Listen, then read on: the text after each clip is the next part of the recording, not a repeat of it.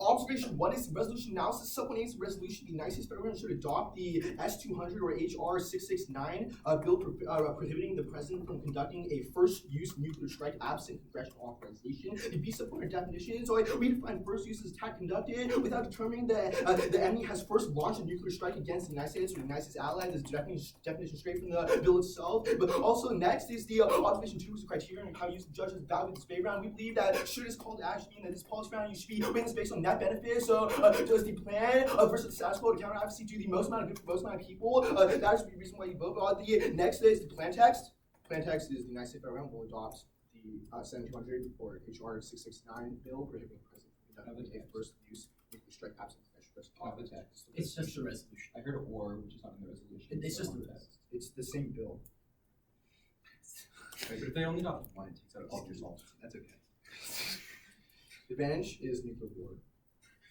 The first unique is arguments that right now Trump, as the president, acts impulsively. The ace point is that he literally launched Tomahawk missiles in Syria, and he called it the mother of all bombs. And the impact, the reason why this is important is because it led to a lot of collateral death of innocent people in that region. So he didn't even take that into account when he long pressed the button. But also, the piece of point is that he warned, Trump warned on Twitter that quote, there's a big price to pay in Syria. And he claimed that Putin was responsible for backing the Assad regime. And this literally happened 4 hours ago, which shows that tensions are on the rise. But also, he's willing to act impulsively, especially with social media. But the second argument is that Trump doesn't have good relations with nuclear powers. When we look at the fact that ace of points that currently he's engaged with the trade war with Xi Jinping's China, which shows how he's not having good relations with China, especially since there have been nuclear proliferating in the past. But also, the piece of point is that on North Korea, we can look at the fact that they're having a Twitter battle. But also, North Korea has been launching nuclear tests, and even then, Trump responded in a tweet saying that's quote unquote tempting to launch a first strike on North Korea. But also, the piece of point is that Russia, you cross the line warned about Russia and how they literally just had a lot of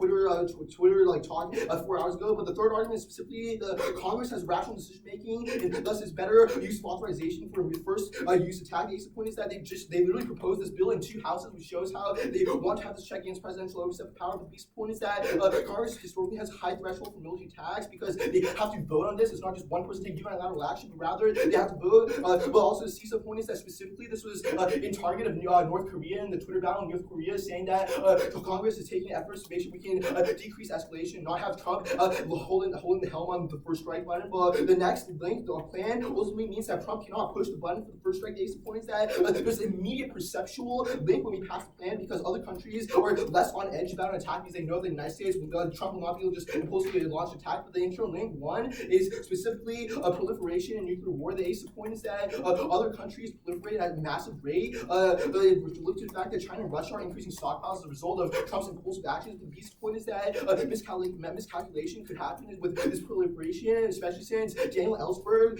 proved that Trump has plans on first strike in every city in Russia and China since in Russia and China. But the piece of point is that the first strike means that it leads to an all-out nuclear war because countries are led to defend themselves when a nuclear weapon can take out the entire country. But the decent point is that this forces a lot of funds into the military and decreases funds from other kinds of spending, especially with commanding economies like China, where they have to decrease funds away from other welfare programs. For example, China doesn't even have a social security welfare program anymore because it's spending so much money on its military. But the second argument here is specifically that proxy conflicts. The point is that right now Russia literally has strategic nukes pointed in the Baltic region as a response to Trump's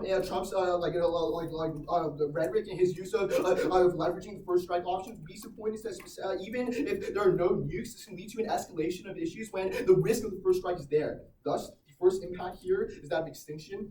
The ace of points that in 2015 Federation Scientists report showed that nuclear war smoke could lead to preventing 70% of sunlight, and that means that the entire Earth and all the billions of species that lives on Earth have weak survival at best. But also the piece of point is that according to UC Boulder study, even a small-scale nuclear war could lead to a massive trophic cascade, which means that it leads to huge biodiversity loss. When you look at the fact that the past 5 mass extinctions result from the fact that there is biodiversity loss. The second argument is specifically that of starvation. We looked to do the 2013 International Physicist Study report, which shows that even years after nuclear development, the United States and China's rice production actually decreased because of all the focus and spending on nuclear programs, which shows how this literally decreases the access for its citizens to have food and such. But also, the third argument is specifically collateral death. We look at that. This is specifically an ontological impact here because the innocent people just become numbers in the war where no one cares about them. Specifically, you can look to the Tomahawk missile crisis in Syria, where Trump had no bearing on the survivability of the innocent people, and also we can look to the proxy war conflicts where there are people living in these areas are just used as a tactic for these larger powers to launch nuclear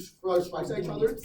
Specifically, Lithuania has experienced these issues where there are literally troops from both sides situated in Lithuania right now, but also the fourth indicator is that of poverty. We can look at the fact that when military spending increases so much that we're decreasing funds from everything else, that leads to massive poverty for people who rely on welfare programs such that we can look at the fact that 80% of people who enter poverty stay sick with poverty, meaning they never escape the cycle. But the piece of point is that it's also uniquely dehumanizing for these people because it puts them in a situation where they have to decide between paying for their healthcare or their education. Anything else? How am I doing? Do you want to just read like? Just go on record, I guess. Yeah. Yeah. That's fine. For next underview framework, I guess.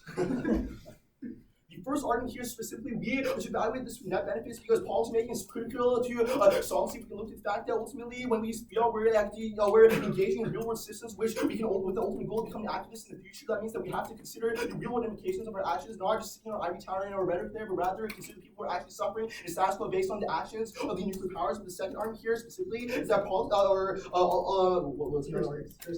heuristics. We can look at the fact that, remember, we're not endorsing the United States federal government itself as a structure, but rather we're passing this plan in order to limit the ability for this one unilateral action by the president, which shows how we're not necessarily using the governmental power structure of the United States, endorsing the government power structure of the United States, but rather using it and curbing its ability to take action on proxy wars and people in these situations across the globe. But yeah. And also, we can look at that the state is inevitable. We can look at the fact that even the Icelandic Commonwealth was trying to be an anarchist state, ultimately collapsed to statism after 300 years, which means that we have to learn how to work within state structure before we can interrogate any other sorts of implications that we find. 4 off case in order. Actually, 4 off under view, then case top, then the advantage. Wait. So you're going 4 off under view. So I'm guessing. So one of them is long for sure. The fourth is long. Okay. Oh my God.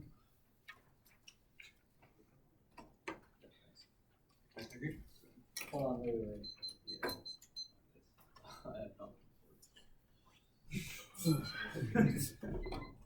Why not? I'm about to read the shortest argument ever read in the debate rounds. Probably. Let me grab what else.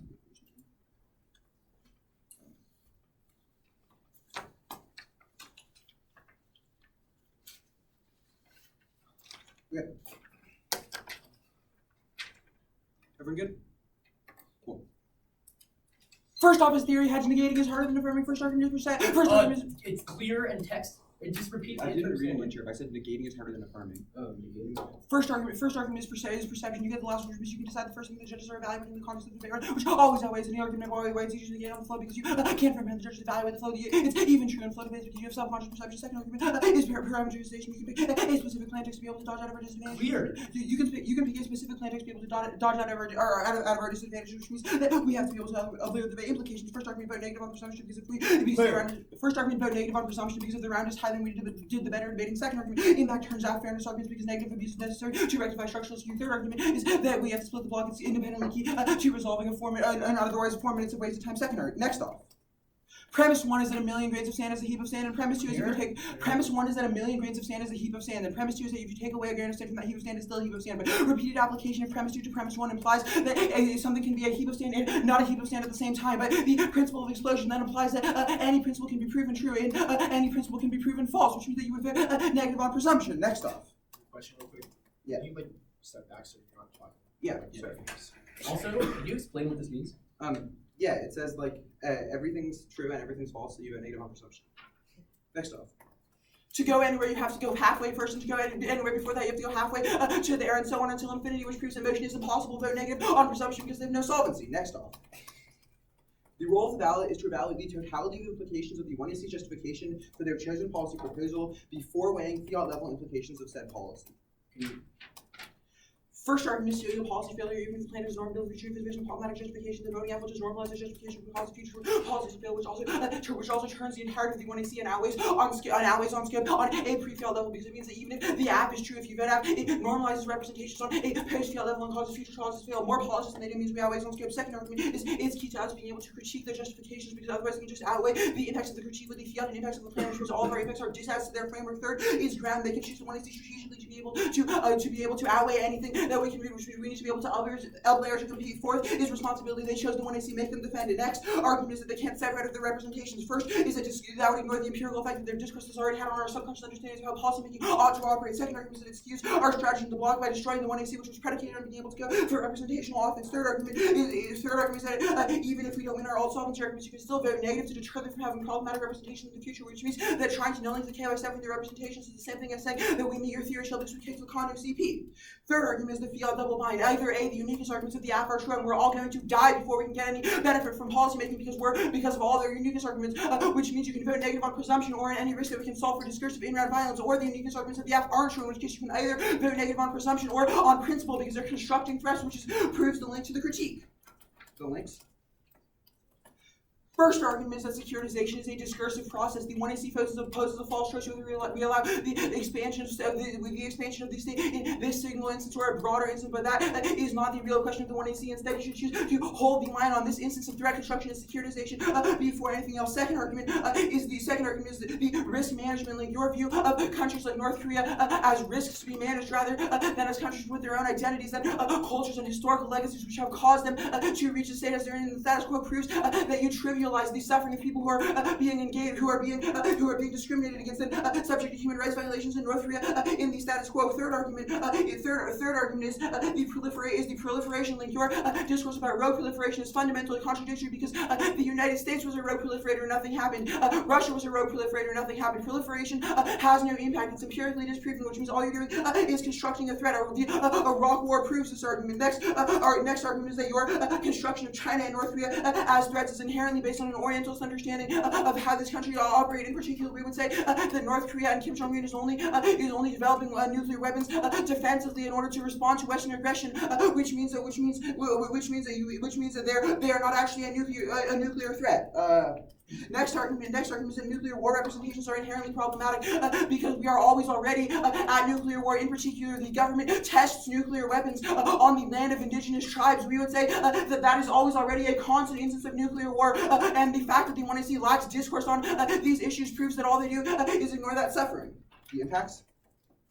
First argument is that securitization destroys values of life because it treats people as tools and objects to be securitized and defended against or protected rather than as people with rights in and of themselves. Second argument is that securitization causes biopower and justifies endless biopolitical expansion of the state, which independently turns every impact because every single negative thing the state can do will be justified. Third argument is that securitization destroys the war peace binary because the state will constantly construct another threat, which means we will be consistently and always at war. Fourth argument is that securitization justifies environmental destruction because it justifies us using bioweapons, which destroy the environment and turns all of your structural violence impacts because environmental destruction disproportionately affects people in marginalized communities who cannot afford and do not have the spatial mobility to move out of those communities. Fifth argument is that securitization destroys democratic deliberation because it justifies the state silencing other groups and doing other problematic things like that. The 2004 election empirically proves this because the Bush campaign said that the Kerry campaign was unpatriotic because they were running against Bush in an election year. The alternative? Vote neg to endorse a post-positivist understanding of the other, which refuses to make it comprehensively knowable within Western discourse. What's up? So, can you explain what that means? With the alt? Yeah. Yeah, we're just reframing our understanding of the other. Our argument is that discursive critique uniquely solves. What's post-positivism? Post-positivism is an epistemological theory. It's not really important. First argument is that discursive critique conditional. First argument is that discursive critique solves. We would say that only by critiquing discourse can we allow a multiplicity of possible discourses to bring forth. In particular, subpoint A is the deterrent such that on frame, but subpoint B is that discursive critique allows everyone in the context of the debate space to imagine possible alternative futures without a logic of securitization, which means we can also link into all of your simulation good off. And second argument is that we solve the act better because instead of boxing the other into a box and saying that you are always going to be a threat to us, we instead allow the other to coexist with us on our own terms. Third argument is that this debate round is uniquely important. This is quarters of the TOC. Look, how many people are watching this round? Plus, like, come on, Krish is like the biggest meme K debater in history. Probably if you lose to a critique, it's going to create discursive solvency. Fourth argument, perm doesn't solve subpoint A, it's separate. Subpoint it severs out of your representation. Subpoint B, the role of that precludes all of your offense. And subpoint B, that is the K impact turns the net benefit because impact turns your construction of threads. You're always constructing threads if you say that there's any net benefits to permutation. The underview. Your first argument is that we need to use net benefits because engaging with politics is a prerequisite to solvency and allows it to happen. First of all, we would say that we engage with politics as well. Second of all, we would say that questioning our epistemology is uniquely good idea on the framework. Third of all, we would say that if your engagement with the state is bad, it doesn't matter if state engagement holistically is good because you are using the state in the wrong way, which is a serial policy failure argument on framework. Your second argument is that you don't endorse the state, but rather you don't endorse the state, but rather you treat it as a heuristic. No, that doesn't matter. We're not like we don't have any state links, so this doesn't matter. Then you say the state is inevitable. Also, we don't deconstruct the state. We just change the nature of the state. This argument also doesn't matter. The advantage.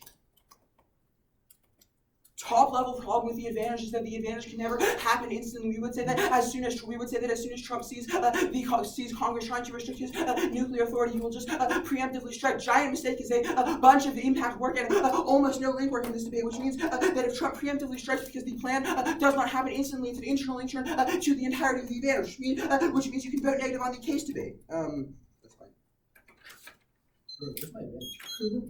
It's not mine, but Yeah. the order's gonna be the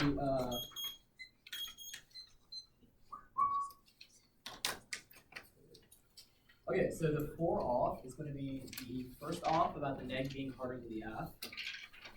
Followed by the millions of grain of sand means that there's no true or false. Followed by the negative always just wins on presumption because half and half and half and half and half. Then the criticism in the order of the links. Actually, the framework. Well, no, let's go. Framework links. Alt solvency. Wait, can you repeat the order after the first 3 off? Yeah. So actually, wait. Sorry, the order's gonna be a little different. It's gonna be 1 off on top, new off on top. Condo show. Followed by the same The 4 critiques neg arguments. I'm sorry, like I knew it was gonna happen. So 1 off on top, the 4 negative arguments. The K is gonna be the order of the framework links, alt solvency. So Framework links. Alt solvency. Framework links, alt solvency. Then the impacts, criticism, alongside the impacts of the affirmative. Do you want your underview anywhere? Yeah, the underview is gonna be on the impact sheet. Mike gives. Just signpost. I'll try my best. I have the K straight down on one sheet. That'll Give me work. time to I'll signpost for switch. sure. Yeah. I'll just, let you know. Yeah, just give me a second to switch. Okay, for sure.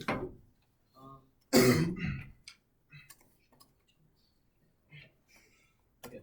Is everybody ready? Bro, you read 4 off. Chill. we read 8 off in round 3, so or round 4 maybe. Sorry guys, if it's fast, it's gonna have to be.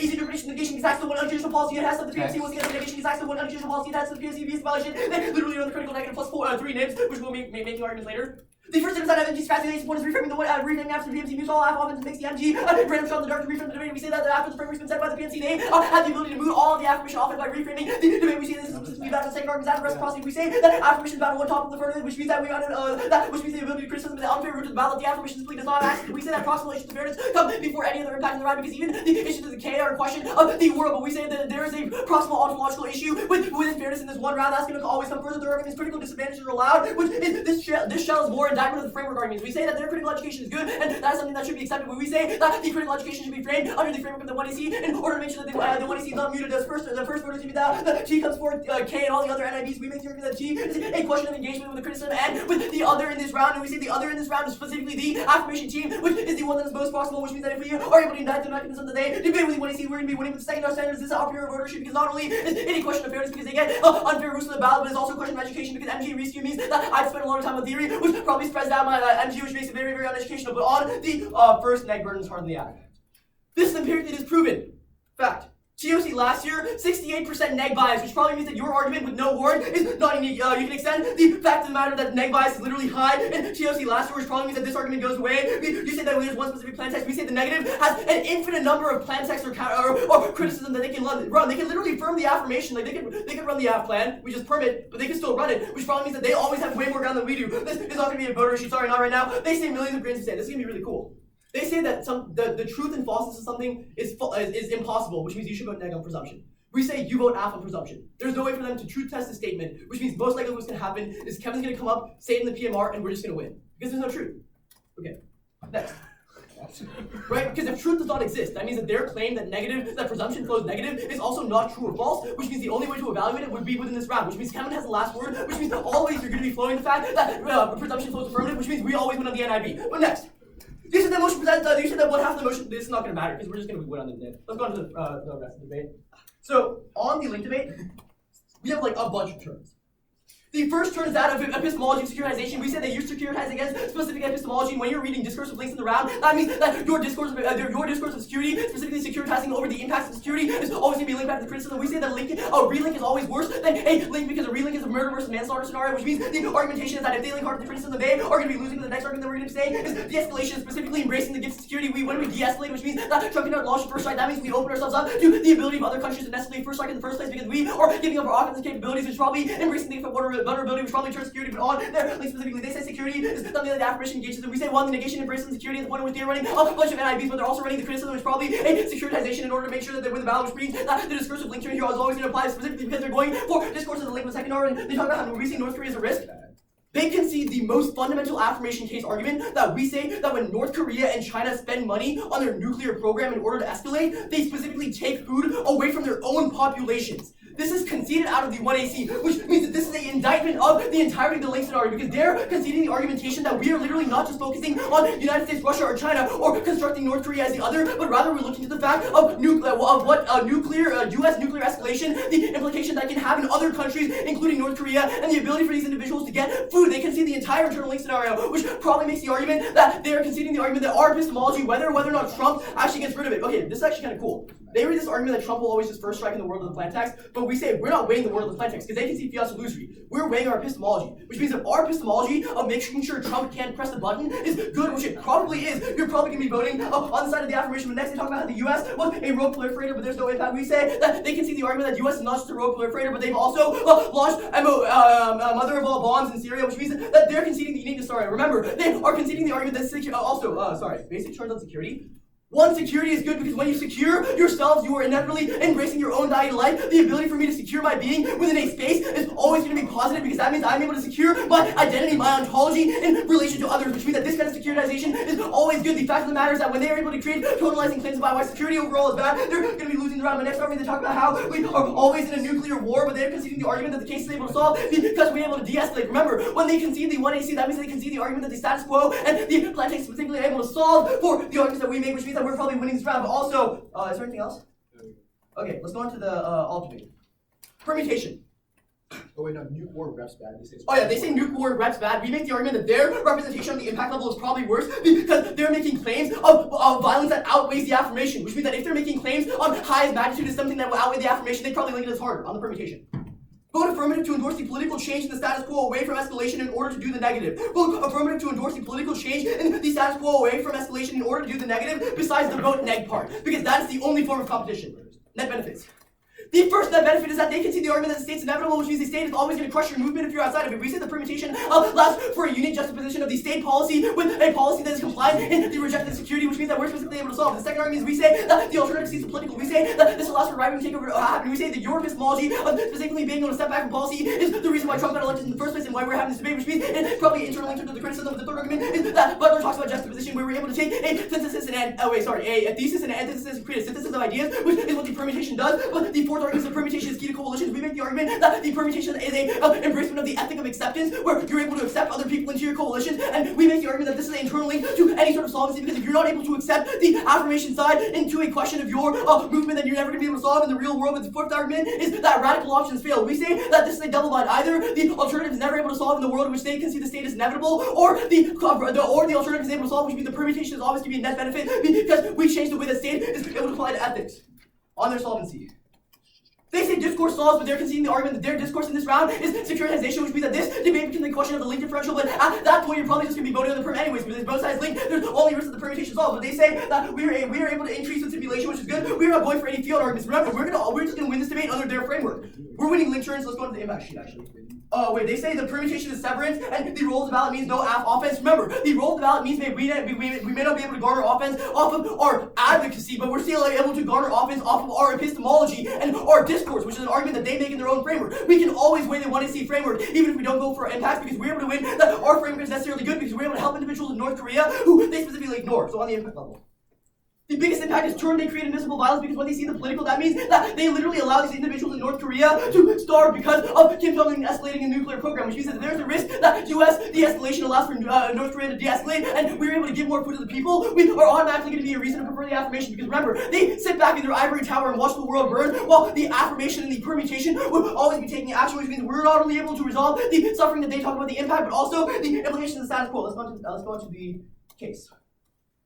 Specifically extend the argumentation on the internal link scenario. We specifically talk about how escalation results in China and other countries not paying for welfare for their own citizens. This is going to be the most damning piece of evidence, because not only does it indict all of their link scenarios, but it also means that if the affirmation is able to win a risk of the epistemology of the 1AC, that means we're able to win a risk of us engaging with the other, but also just a general disadvantage to the alternative. Their alternative specifically reads that we should refuse to be comprehensively knowable. The other should not be comprehensively knowable to the Western system, but we say that would never really allow for the Western system to roll over. Only the permutation and the engagement with the other is ever going to be able to solve.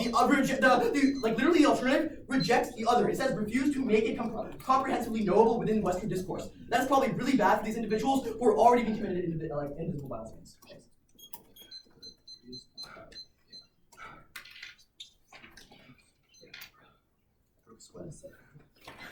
Alright, the order is the two nibs in order. Theory head strip and read at the top, and their new theory. Wait, so what are you doing? The two nibs in order. The theory head strip and read at the top, and then the your theory. Okay. It's the Sand paradox, Zeno's paradox, the theory hedge, and then Campo. Okay, cool. So Sand. Sorry, y'all. Yeah, I'm not gonna go very fast. I really don't need to. Are we good? Yeah. Over top level overview, they've conceded the point that the Sand paradox is true, which means that everything is true and everything is false. You can't evaluate whether something is true or not. You can't evaluate the rest of the debate. You literally go down the two paradoxes because you can't evaluate theory, because you can't evaluate whether these standards are true. You can't interpret whether interpret is true or false. Who wins what standards? You can't evaluate the K debate either. You can know what's true or false. Which means that on the Sand paradox, their only argument here is that you presume math. They can see that everything is true, everything is false. Their literally only argument is to presume math. That means you could just extend all the arguments. They presume math. They say Kevin will say something that's true. Yeah, it's true and false at the same time. They haven't said to presume math. They literally said they said that Kevin will say something is true, but you can't determine what's true because they literally concede everything is true and everything is false. Which means that nothing that Kevin says is verifiably true. Which means that nothing Kevin says actually matters unless it's about this paradox. So that means you're going to presume I'll win more on the theory hedge argument. Furthermore, actually that's just an independent reason to vote neg before anything else in the debate, because the fact you literally just like you don't know what's true and what's false, which means you can't evaluate the rest of the debate. That's the first place to vote. The second place to vote is Zeno's paradox, which basically says it's impossible to move because you gotta get halfway there and halfway before that and halfway infinitely infinitely regressive. Like motion is impossible. That's an independent reason for doing neck. Because motion is impossible. That means like since they like probably spoke first and last, they should probably lose the round. Also kick the alt like just in case. Just in case. Cool. On theory hedge, there are like they read like only two line by line arguments here that really like don't interact with the with the neg. The fact that like first on perception, like the only argument here is like TOC is like empirically disproved because there's a 68% neg bias. That's not engaging with our like literally line by line warranty. They don't actually give you any warranty for why there was a 68% neg bias. Literally said there was a 68% neg bias in a singular year. We give you specific warranty as to why like rounds in general, not just like lay rounds, but also flow rounds like the ones in the TOC. Perception outweighs all the arguments because of the fact you get both the first word in the debate, which means you get 7 minutes of uninterrupted offense, and like the last 5 minutes, which means you can like literally blow any bit of like small offense, which the judge gets to like think about last when they make their decision because that's the last argument they heard. So think about the first one to make the decision on the ballot, which is the only thing that actually like we are actually debating for, which means that like you definitely get the advantage on the perceptual argument like this, but you don't engage with any of the line by line. Yeah. Are you sure this is true? Sure. What? Sorry. No, if nothing's true or false, Yeah. you go negative because your theory can't be true either. Yeah. Like either the paradox, or you say this. Yeah. Either the paradox comes before theory, in which case you just vote neg, or it doesn't come before theory, in which case it doesn't apply to this and you can check whether it's true. Either the paradox comes before theory, it means that you just vote neg on presumption, you don't have to validate the rest of the debate or what.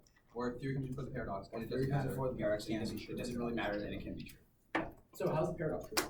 The paradox is true because you conceded it's true. Okay.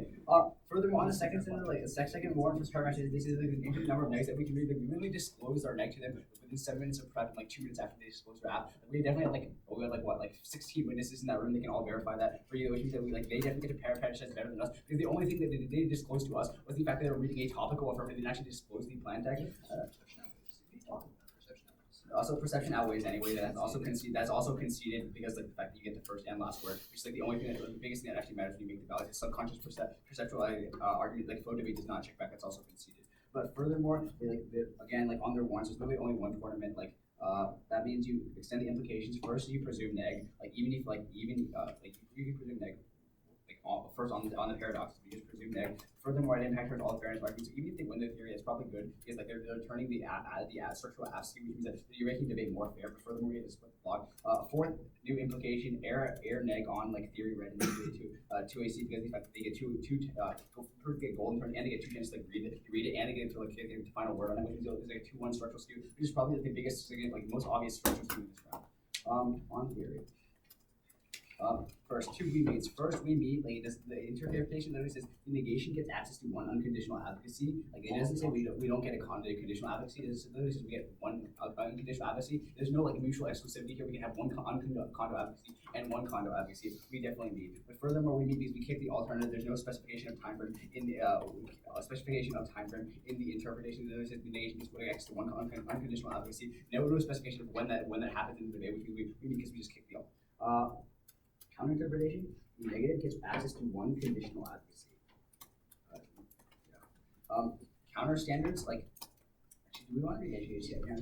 Yeah, just go. Sure, like education, because the fact that like you have to like force research, and especially the fact that you have to like interact, think about how like, different positions interact with each other, and the fact that like you have to like prepare for like both like the world of the alternative and of the world like the alternatives kick like that's all really a strategy. We have literally independent deterrence voters on our case, which means to consider like both of these, which is probably more like educational for you, like to consider how strategy works. You can get more education in this debate than the other. Cool.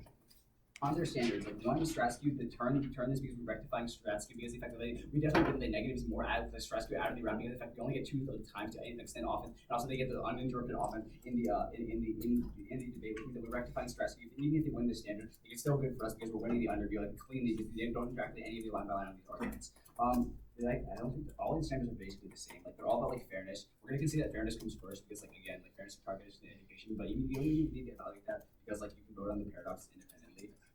We impact turn fairness, so like fairness comes first. We impact turn fairness. Like even if they win the T-shell, which they don't, because we definitely need, and we still win this argument. Yeah. So is racism bad? Yeah. Is that true? This argument, this doesn't matter. Like one, it's new. It doesn't matter, but you can see the paradox is a prior question. So. like we can have contingent social truths also without having like broader truths in an abstract epistemological sense. We also have like contingent social truths without having like broader truth in the epistemological sense. Like this really doesn't matter. Like you like literally concede like that's just true. And the only implication you presume is like Kevin will say something true, but like Kevin can't say something true because you have to evaluate this first. Basically, They say that like theories before the paradox of communication, but they conceded the paradox. they say that theory comes from the paradox because they can't engage in this definitely is true because they literally engage with the paradox. They conceded the paradox. It's like definitely a form of engagement with the paradox. And like you're literally trying to take the paradox to your advantage by like presuming, but by like trying to put presumption, which that word I'm gonna line by line more later. Like that's definitely just not a true argument.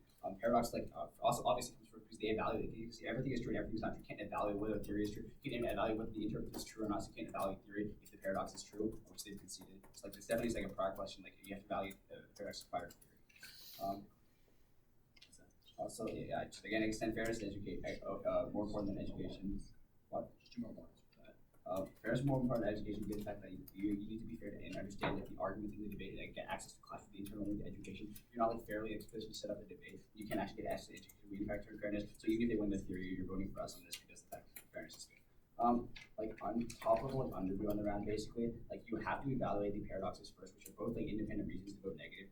They're going to go for the reason where you presume half on all these arguments, but it's definitely not true because they get like the first and last word in the round. Also, the fact that like, you can just evaluate the structural skew in this round, but also just like presume neg because that's like how things work. Anything else? Like, also we take the alternative just to make sure, so you can definitely just like go for us on the back of the wall. Yeah. The order is the sand paradox, then the theory hedge, then the 2AC theory with an overview on the top.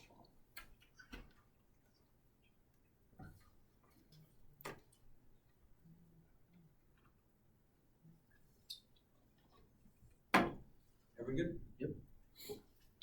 This debate probably seems messier than it really is. I'm going to clarify how some of these arguments interact. There's 2 worlds. Either the paradox layer comes before the theory layer, or the theory layer comes before the paradox layer. We think paradoxes come before theory, which is the argument's been made, because if truth claims can't be settled, the interpretation can't be true. It's simultaneously true and false, which means there's no way you can vote on the theory shell. But independently of that, if the paradoxes come first, you obviously vote negative because you default to presuming negative. All the arguments about presumption in this round are theoretical, but the paradox comes before that, which means you can't test whether you presume af or neg, which means you just presume neg because that's what your paradigm says, and you default to presuming negative because we've kicked the alternative.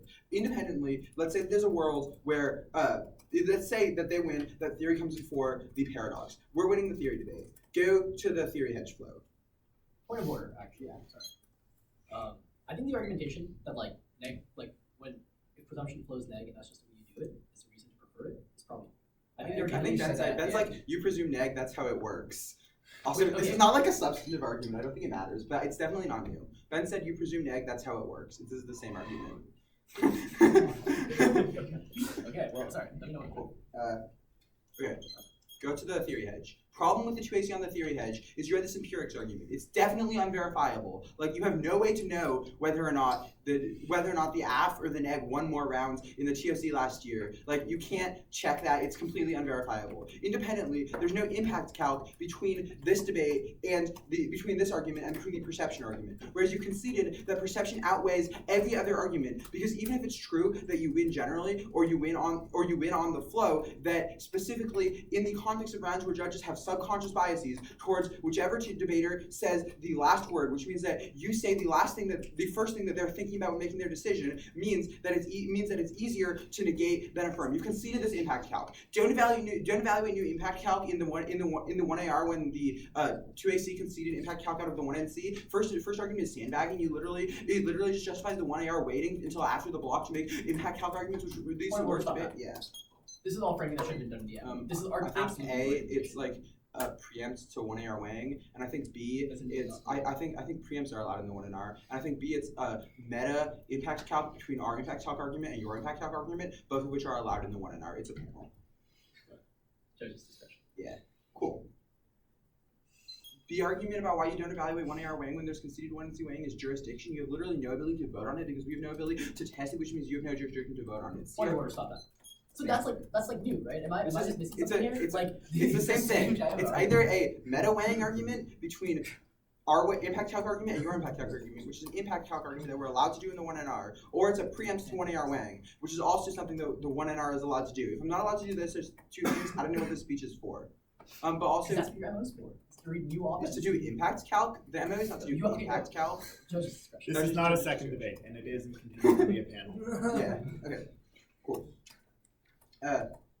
C argument is block strategy. If you get access to 1AR weighing and there's constituency weighing, it completely destroys our strategy in the block because you can blow up any piece of conceded offense with 5 minutes of impact calc argument, which makes it literally impossible to negate. Accesses all of the fairness arguments. Go to the condo.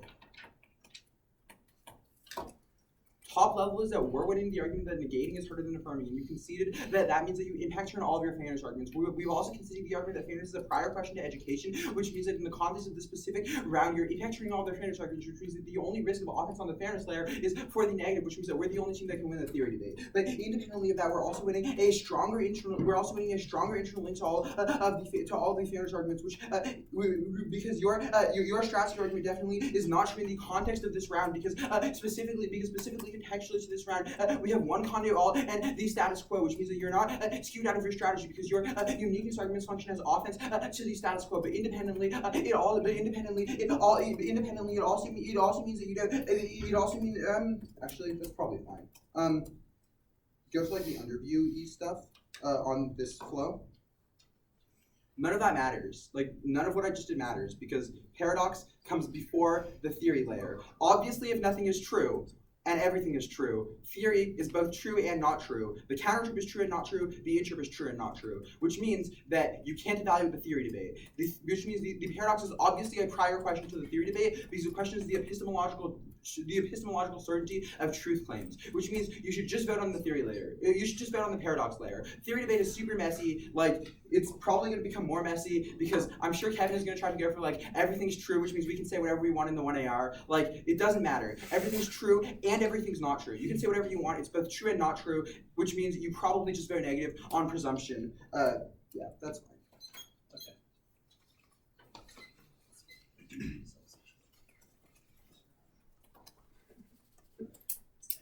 Sorry, I do not want to go for this. I mean, well, you can see that truth claims aren't true. Till this point in the round. We're just gonna be overview. Don't they review on a new sheet? No, it's fine. Condo value shell. The two lives. In order the sand and the halfway. What are they exactly called? Just And they're like red shell. Yeah, the sand paradox. And then The sand paradox is like based off something with a fancy Greek name, but I'm sure you don't care. Sorties. Yeah.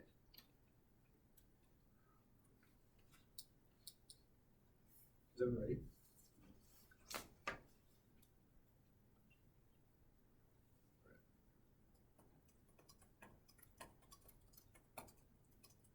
In the negation framework, they literally say that discourse is binding.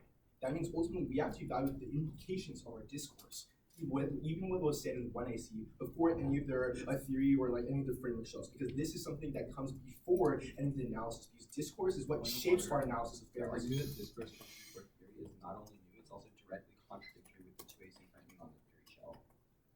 Well, first, if I may, the argument that we're extending is your own role of the ballot. Yeah. You say the role of the ballot, right? What the judge's ballots does is to. I'll get to that in a minute. Yeah, basically what we're saying is that we're extending the negation framework by the criticism. I mean, we can see your framework already, so I don't understand how you could see our framework after it doesn't exist anymore because we can see your framework. It doesn't matter, it's a panel. I've said that a lot this round. Next, go on to the conduct back procedure. Extend the reading, meaning that there's no violations, there's no impact, or no office they can off. The second, on sand, we can look to the fact that they make the analysis that we can't debate, evaluate if there's no true and false. However, then that means that nothing they say is true either. However, there is a reason to vote with them, not specifically, because in the block they specifically say that you have to presume neg because that's how it works. That's literally assuming something is true, meaning that's independent reason to vote them down on the nib itself. Of This argument is new. The argument that you presume negative was in the No, Yes, but but it's the not- argument yeah. that you presume negative because that is the way it is what we're I think doing that now. this argument is just indicting us making any truth claims, which was I think you could have made it as soon as we read this. No, this is the discourse of the block. It's a block.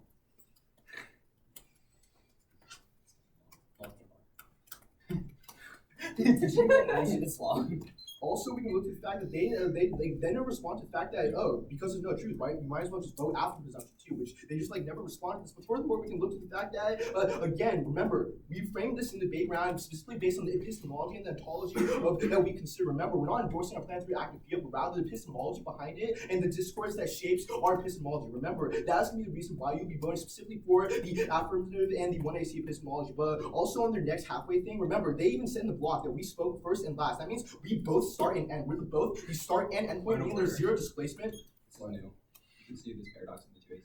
No, but the articulation that we speak first and We last first and came last out of the is block. reason No, why that was explicitly in the 1NC. Like on I think the exception reason argument. why a lot of these arguments seem new is because the reclarification of the nib in the block justifies this. Don't I think agree, I but think the it's a judges are panel. going to give the PMR. I don't think grades on this. I don't think we reclarified anything. Like I said, presumed neg. I did the same argument, but it's a panel. That doesn't mean anything. It's a panel.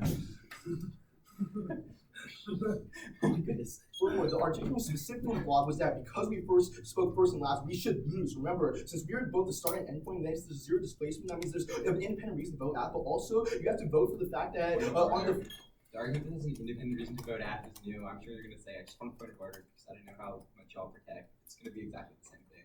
Just say it's a panel and move on. this was articulation specifically in the blog. Can we indict this discourse? Like there has to be.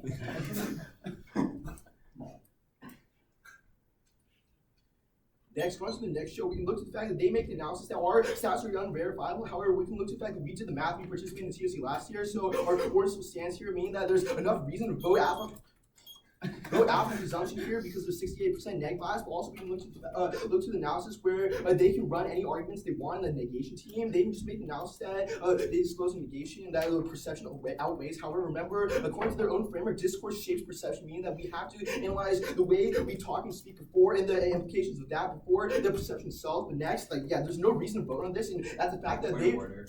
I think this articulation that like discourse shapes perception, which we have to look at like analyze discourse before any perceptive argument is new.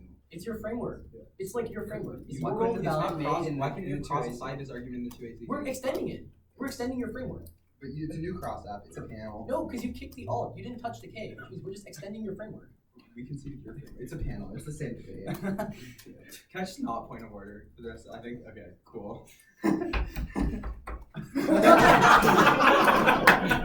No, but it's fair. I call it. And in their own analysis of the blog, even then, you still vote for the nibs before, and our turns on the nibs before the theory show because they concede that theory. Like, you don't evaluate theory when you have to evaluate the nibs first. That's like their own articulation in the neg block. But next on like the criticism, extend the role of the ballot specifically mean that when you vote, your vote on the ballot, or when you say vote for Campolino DB, that means we have to evaluate the totality of the implications of the 1AC justifications for the chosen policy. Meaning that if we can show that our discourse that shapes our epistemology in our policy making is good, we win the role of the ballot, means that we win the ballot. But furthermore, they specifically extend across the fact that the discourse is binding, meaning that we specifically garner the implications of the discourse, and they have to bear with the implications of the discourse that they use in their speech. That means, let's go on to the links. It doesn't matter if they kick their alternative at the point where we're winning that we are good at epistemology, and that is the reason to vote us up on the link scenario. Furthermore, you concede, like you literally concede all the analysis in which you're securitizing against the epistemology. And remember, their rhetoric is binding, meaning that when they say all these impact scenarios in the 1NC, that's enough securitization. But then remember, that's a relink that's even worse because it's murder when you have the preconception notion that you're doing it, but you still do it instead. But also, we can look at the fact that we are embracing a bow stance of vulnerability when we de-escalate. But also, they make the analysis, or they can see the analysis that they are literally securitizing the ballot and going for all these reasons to win with like the nibs and the criticism. But also, we can look to the fact that remember we specifically are taking like food from the programs right now in China and North Korea are taking food away from their own populations. In that our test of the plan text is specifically good epistemology in this case. Yeah, Just wait right now. Just Yeah. K over T. remember, K over T. on impacts, we are winning invisible violence here because ultimately we are the ones who are giving ontology and consideration for the people who are always pushing the periphery. Remember, you can use their own analysis on the framework here, in which they talk about we never consider these people who are like in North Korea who are the farmers. However, we make analysis that our epistemology behind passing our policy helps these people and it takes them into consideration. We literally talk about them, and that we have the discourse for the people who are suffering because the military budget expanding across their food, but also we can look to the fact that you'll never be able to vote for the theoretical positions here because, remember, discourse is what shapes perceptions, and discourse is ultimately what shapes our understandings of fairness, meaning that ultimately